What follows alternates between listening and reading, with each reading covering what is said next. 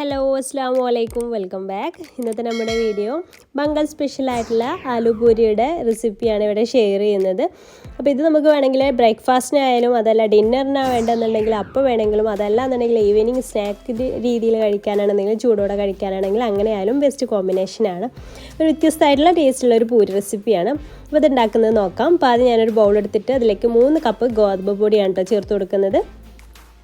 പിന്നെ ചേർക്കുന്നത് 2 വലിയ ഉരുളക്കിഴങ്ങ് വേവിച്ചെടുത്തതാണ്. അപ്പോൾ അതിൻ്റെ തൊലിയൊക്കെ ഒന്ന് കളഞ്ഞെടുത്തിട്ടുണ്ട്. ചെറുതാണെങ്കിൽ 3 എണ്ണമൊക്കെ എടുക്കാം കേട്ടോ. ഒരു 3 കപ്പ് ഗോതമ്പ് പൊടിയിലേക്ക് വലിയ 2 ഉരുളക്കിഴങ്ങ് ഞാൻ എടുത്തിട്ടുണ്ട്. അപ്പോൾ വേവിച്ചെടുത്തിട്ടുള്ളതാണ്. അപ്പോൾ അതൊരു ഗ്രേറ്റർ വെച്ചിട്ട് നമുക്കൊന്ന് ഗ്രേറ്റ് ചെയ്തിട്ട് ഇതിലേക്ക് ഇട്ട് കൊടുക്കാം. ഈ ഒരു മാവിലേക്ക് നേരെ അങ്ങ് ഇട്ട് കൊടുത്താൽ മതി. അതല്ലാന്നുണ്ടെങ്കിൽ ഉടച്ചിട്ട് ചേർക്കാന്നുണ്ടെങ്കിൽ അങ്ങനെ ചേർത്താലും മതി. അപ്പോൾ ഞാനിപ്പോൾ ഇതുപോലെ ഒന്ന് ഗ്രേറ്റ് ചെയ്തിട്ടാണ് ഇട്ട് കൊടുക്കുന്നത്. നിങ്ങൾക്ക് ഏതാണ് ഈസി ആയിട്ടുള്ള മെത്തേഡ് ആ രീതിയിൽ ചെയ്തെടുക്കാം കേട്ടോ. അപ്പോൾ രണ്ടും ഇതുപോലെ ഒന്ന് ഗ്രേറ്റ് ചെയ്തിട്ട് ഇട്ട് കൊടുക്കാം. പിന്നീട് നമുക്കതിലേക്ക് 1 ടേബിൾ സ്പൂണ് ചില്ലി ഫ്ലേക്സ് വറ്റൽമുളക് പൊടിച്ചതുണ്ടല്ലോ അതൊരു ടേബിൾ സ്പൂൺ ചേർത്ത് കൊടുക്കാം. പിന്നെ പച്ചമുളക് 2 എണ്ണമാണ് ഞാൻ എടുത്തിട്ടുള്ളത്. നമ്മുടെ എരിവിനനുസരിച്ച് ഇതൊക്കെ ചേർത്ത് കൊടുക്കാം കേട്ടോ. അപ്പോൾ 2 പച്ചമുളക് ചെറുതായിട്ട് അരിഞ്ഞതാണ് അതും ഇതിലേക്ക് ചേർത്ത് കൊടുക്കുന്നുണ്ട്. പിന്നെ കുറച്ച് മല്ലിയില ചേർക്കുന്നുണ്ട്. 1-2 ടേബിൾ സ്പൂണൊക്കെ മല്ലിയില ഇതുപോലെ ചെറുതായിട്ട് അരിഞ്ഞത് അതും ചേർത്ത് കൊടുക്കാം. അതിനുശേഷം നമുക്കതിലേക്ക് ചെറിയ ജീരകം ചേർത്ത് കൊടുക്കണം. അപ്പോൾ 1 ടീസ്പൂൺ ചെറിയ ജീരകമാണ് ഞാൻ ചേർക്കുന്നത്. അത് കഴിഞ്ഞിട്ട് 1 ടീസ്പൂണ് അയമോദകം ഉണ്ടല്ലോ അതും ചേർക്കുന്നുണ്ട്. അപ്പോൾ അത് ഇതിലേക്ക് ചേർക്കാനുള്ള കാരണം ഗ്യാസ് ട്രബിൾ അങ്ങനത്തെ പ്രോബ്ലം ഉള്ളവർക്കൊക്കെ അതില്ലാതിരിക്കാൻ വേണ്ടിയിട്ടാണ് അയമോദകം ചേർക്കുന്നത് കേട്ടോ. പിന്നെ ഒരു 1/2 ടീസ്പൂണ് മഞ്ഞൾപ്പൊടി, പിന്നെ 1 ടീസ്പൂണ് കംപ്ലീറ്റ് മുഴുവനായിട്ട് അതിലേക്ക് ഉപ്പും ചേർക്കുന്നുണ്ട്. ഉപ്പൊക്കെ നോക്കിയിട്ട് ആവശ്യത്തിനനുസരിച്ച് ചേർത്ത് കൊടുത്താൽ മതി. എന്നിട്ട് ഇത് കൈവച്ചിട്ട് നന്നായിട്ടൊന്ന് മിക്സ് ചെയ്തിട്ട് എടുക്കാം. ഇനി ഇതിലേക്ക് ഒരു ഇൻഗ്രീഡിയൻറ്റ് കൂടെ ചേർക്കാനുണ്ട് കേട്ടോ. അപ്പോൾ അത് ഞാൻ ലാസ്റ്റ് ചേർക്കുന്നുണ്ട്. അത് കൈവച്ചിട്ട് നന്നായിട്ടൊന്ന് മിക്സ് ചെയ്ത് എടുക്കാം. എന്നിട്ട് അത് മിക്സ് ചെയ്തെടുത്ത ശേഷം ഇതിലേക്ക് ആവശ്യത്തിനുള്ള വെള്ളം ഒഴിച്ച് കൊടുക്കുക. അപ്പോൾ വെള്ളം കൂടിപ്പോവരുത്. കുറേശ്ശെ ഒഴിച്ച് കൊടുത്തിട്ട് ഇങ്ങനെ കുഴച്ചെടുക്കുക. നമ്മൾ ചപ്പാത്തിക്കൊക്കെ കുഴച്ചെടുക്കുന്ന രീതിയിൽ കുഴച്ചെടുത്ത് നോക്കുക. എന്നിട്ട് ആവശ്യത്തിന് മാത്രം വെള്ളം ചേർത്ത് നോർമലായിട്ടുള്ള വെള്ളം തന്നെയാണ്, ചൂടുവെള്ളം ഒന്നുമല്ല, നോർമൽ വാട്ടറാണ് ഞാൻ ഇതിലേക്ക് ചേർത്ത് കൊടുക്കുന്നത്. അപ്പോൾ കുറേശ്ശെ ഇങ്ങനെ ചേർത്തിട്ട് ഇങ്ങനെ കുഴച്ചെടുത്ത് നോക്കിയതിന് ആവശ്യത്തിന് മാത്രം എടുത്തിട്ട് കറക്റ്റ് അളവൊന്നും ഞാൻ പറയണില്ല കേട്ടോ. അപ്പോൾ ഇതിങ്ങനെ കുഴച്ചെടുക്കുക. പിന്നെ ഇതിലേക്ക് 1 ടേബിൾ സ്പൂണ് ഓയിലും കൂടെ ഞാനിതിലേക്ക് ഒഴിക്കുന്നുണ്ട്. അത് കുഴച്ചെടുക്കുന്ന ഒരു സമയത്ത് 1 ടേബിൾ സ്പൂൺ ഓയിലും കൂടെ ഇതിലേക്ക് ചേർത്ത് കൊടുക്കുന്നുണ്ട്. എന്നിട്ട് വീണ്ടും കുഴച്ചെടുക്കാം. അപ്പോൾ നല്ല സോഫ്റ്റായിട്ട് കിട്ടാൻ വേണ്ടിയിട്ടാണ് നമ്മൾ ഓയിൽ ചേർത്ത് കൊടുക്കുന്നത്. ഇനി നമുക്ക് ഇപ്പോൾ ഏകദേശമൊക്കെ കുഴച്ചെടുത്തിട്ട് ഇനി നമുക്കിതിലേക്ക് ഞാൻ പറഞ്ഞല്ലോ ഒരു ഇൻഗ്രീഡിയൻറ്റും കൂടെ നമ്മൾ ചേർക്കാനുണ്ട്. അഥവാ ഒരു 3 ടേബിൾ സ്പൂണ് റവയാണ് ഞാൻ ഇതിലേക്ക് ചേർത്ത് കൊടുക്കുന്നത്. അപ്പോൾ നല്ലൊരു ക്രിസ്പിനെസ്സും എല്ലാം കിട്ടും റവ കൂടെ ചേർത്ത് കൊടുക്കുന്ന സമയത്ത്.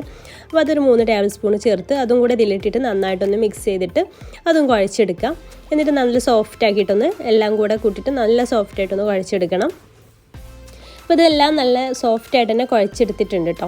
ഇനി കുറച്ചുകൂടെ ഓയിലൊന്നും എല്ലാ ഭാഗത്തേക്കൊന്നും ഇങ്ങനെ സ്പ്രെഡ് ചെയ്തിട്ട് ഞാനിതൊരു അരമണിക്കൂർ റെസ്റ്റ് ചെയ്യാനായിട്ട് മാറ്റി വെക്കുന്നുണ്ട്. ഒന്നുകൂടെ സോഫ്റ്റായിട്ട് വരാൻ വേണ്ടിയിട്ട്. ഇപ്പോൾ എല്ലാ ഭാഗത്തേക്കും ഓയിലൊന്നും ഇങ്ങനെ സ്പ്രെഡ് ചെയ്തിട്ട് ഒന്ന് അടച്ചു വെച്ചിട്ട് നമുക്ക് അരമണിക്കൂർ റെസ്റ്റ് ചെയ്യാനായിട്ട് മാറ്റി വെക്കാം.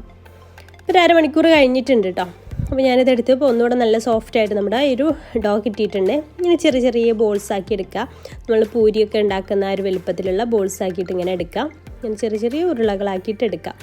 എന്നിട്ട് ഞാനിത് പൂരി പ്രസ്സിൽ വെച്ചിട്ടാണിത് പരത്തിയെടുക്കുന്നത്. അപ്പോൾ നിങ്ങളുടെ കയ്യിൽ പൂരി പ്രസ് ഇല്ലാന്നുണ്ടെങ്കിൽ നമ്മൾ ഏതിലാണോ ചപ്പാത്തിയൊക്കെ പരത്തുന്നത് ആ രീതിയിൽ പരത്തിയെടുത്താലും മതി. പൊടിക്ക് പകരം ഓയിൽ സ്പ്രെഡ് ചെയ്തിട്ട് പരത്തിയെടുക്കുക കേട്ടോ. ഓയിൽ സ്പ്രെഡ് ചെയ്തിട്ട് അതിൽ ഇങ്ങനെ പരത്തിയെടുക്കുന്ന രീതിയിൽ പരത്തിയെടുക്കുക. പൊടി വെച്ചിട്ട് പരത്തിയെടുക്കരുത്. അപ്പോൾ എല്ലാം ഞാൻ ഇവിടെ ബോൾസ് ആക്കി എടുത്തിട്ടുണ്ട്. എന്നിട്ട് ഒരു പൂരി പ്രസ് എടുത്തിട്ടുണ്ട്. എന്നിട്ട് ഓരോ ബോൾസും നമ്മൾക്ക് ഇങ്ങനെ പരത്തിയെടുക്കാം. അപ്പോൾ പരത്തിയെടുക്കുന്ന സമയത്ത് ഓവറായിട്ട് തിന്നായിട്ട് പോകരുത് കേട്ടോ. നമ്മുടെ ഈ ഒരു പൂരിക്ക് വേണ്ടി പരത്തുന്ന പത്തിരി ഓവറായിട്ട് തിന്നായി പോയാൽ ശരിക്കും അത് പൊങ്ങി വരില്ല. അപ്പോൾ അതുപോലെ തന്നെ ഓവറായിട്ട് കട്ടിയും വേണ്ട. ചെറിയ രീതിയിലൊന്ന് തിന്നായ രീതിയിൽ ചെയ്താൽ മതി. അപ്പോൾ അതായത് ഇത്രയും തിക്നെസ് മതി കേട്ടോ. പിന്നെ നമ്മളിത് ഓയിലിൻ്റെ അടുത്ത് പൂരി പ്രസ് കൊണ്ടുപോയിട്ട് ഓരോന്ന് ചുട്ടെടുക്കുന്ന സമയത്ത് അങ്ങനെ പ്രസ് ചെയ്തിട്ട് അങ്ങനെ ഓരോന്നായിട്ട് ഇങ്ങനെ പ്രസ് ചെയ്യുക, ചുട്ടെടുക്കുക, അങ്ങനെ ചെയ്താൽ മതി. ഞാൻ അങ്ങനെയാണ് ചെയ്യുന്നത്. ഒന്ന് മാത്രമേ ഇപ്പോൾ പരത്തിയിട്ടുള്ളൂ. എന്നിട്ട് നല്ല ചൂടായിട്ടുള്ള ഓയിലിലേക്ക് അത് ഇട്ട് കൊടുത്തിട്ട് ചുട്ടെടുക്കാം. ഈ ഒരു സമയത്ത് അടുത്തത് പരത്തുക. അങ്ങനെ ഓരോന്ന് ആ ഒരു ഓയിലിൻ്റെ അടുത്ത് വന്നിട്ട് നമുക്ക് ചെയ്താൽ മതി. അപ്പോൾ പെട്ടെന്ന് തന്നെ അത് കഴിയും കേട്ടോ. നമ്മുടെ ഈ വീഡിയോ കാണുന്ന ഏതെങ്കിലും കൂട്ടുകാർ നമ്മുടെ ചാനൽ സബ്സ്ക്രൈബ് ചെയ്യാത്തവരുണ്ടെങ്കിൽ പ്ലീസ് ഒന്ന് സബ്സ്ക്രൈബ് ചെയ്തിട്ട് സപ്പോർട്ട് ചെയ്യണം കേട്ടോ. അപ്പോൾ അത് കണ്ടോ നന്നായിട്ട് തന്നെ പൊങ്ങി വന്നിട്ടുണ്ട്. എന്നിട്ട് തിരിച്ചു മറിച്ചൊക്കെ ഇട്ടിട്ട് നല്ല ഒരു നമുക്ക് ഏകദേശം കുക്കായി എന്ന് തോന്നുന്ന ആ ഒരു സമയത്ത് ഏകദേശം ഒരു ബ്രൗൺ കളർ ആകുന്ന സമയത്ത് ഗോൾഡൻ ബ്രൗൺ കളർ ആകുന്ന സമയത്ത് നമുക്ക് ഓയിലിൽ നിന്ന് എടുക്കാം. ഇതുപോലെ ബാക്കിയുള്ളതെല്ലാം ഇതുപോലെ തന്നെ ഫ്രൈ ചെയ്തിട്ട് എടുക്കാം. ആദ്യത്തേത് കുറച്ച് ടൈം എടുത്താലും അടുത്തതൊക്കെ പെട്ടെന്ന് തന്നെ അത് ഫ്രൈ ആയിട്ട് വരും കേട്ടോ. അപ്പോൾ ഇതുപോലെ ഇങ്ങനെ സാവധാനം അത് പൊങ്ങി ഇങ്ങനെ വരും.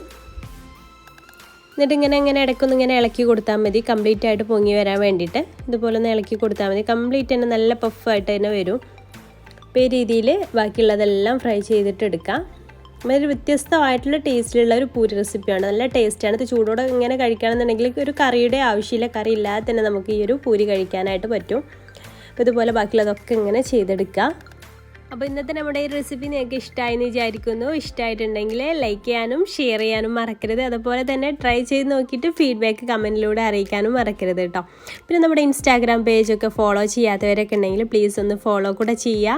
നമ്മുടെ ഇൻസ്റ്റാഗ്രാമിൻ്റെ പേര് റിമാമിസ് കിച്ചൺ എന്ന് തന്നെയാണ്. സെർച്ച് ചെയ്തിട്ട് അതൊന്ന് പോയിട്ടൊന്ന് ഫോളോ ചെയ്തേക്കണം കേട്ടോ. അപ്പോൾ ഇൻഷാല്ലാ പുതിയൊരു നല്ലൊരു വീഡിയോ ആയിട്ട് നമുക്ക് വീണ്ടും കാണാം. താങ്ക്